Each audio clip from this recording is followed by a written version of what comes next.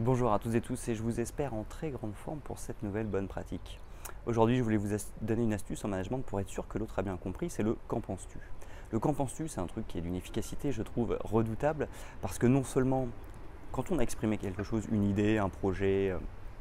un plan d'action, une action à mener, un objectif, le fait de dire à l'employé qu'en penses-tu, ça va le rendre moteur de l'action. Finalement, il va pouvoir s'exprimer par rapport à ce qu'on vient de dire et donc il va pouvoir améliorer ou en tout cas donner une critique ou du feedback par rapport à ce qu'on vient de dire. Donc ça, c'est essentiel, ça permet d'impliquer fortement les employés et quand ils sont impliqués, ils sont aussi responsabilisés et on s'assure de leur efficacité. Mais en plus de ça, le qu'en penses-tu,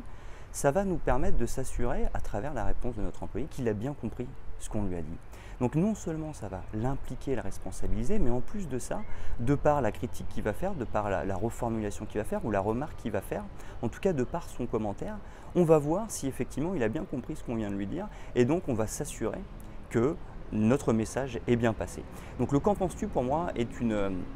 action c'est un réflexe qu'il faut avoir une fois qu'on a exprimé quelque chose, toujours demander à son employé qu'en penses-tu et vous verrez, ça va l'impliquer et la responsabiliser, mais en plus de ça, ça va nous assurer de voir si l'employé a bien compris ce qu'on vient de lui dire.